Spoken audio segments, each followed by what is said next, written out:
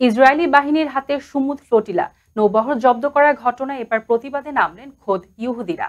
শুক্রবার ইসরায়েল উপকূলে শতাধিক শান্তিকামী ইসরায়েলি নাগরিক এই বিক্ষোভে অংশ নেন। ফিলিস্তিনের স্বাধীনতার পক্ষে স্লোগান দেওয়া এসব বিক্ষোভকারীরা গাজার জনগণের প্রতি সংহতি জানান। তাদের দাবি, নেতানিয়াহুর সরকার যুদ্ধের নামে ফিলিস্তিনিদের উপর জাতিগত নির্মূল চালাচ্ছে।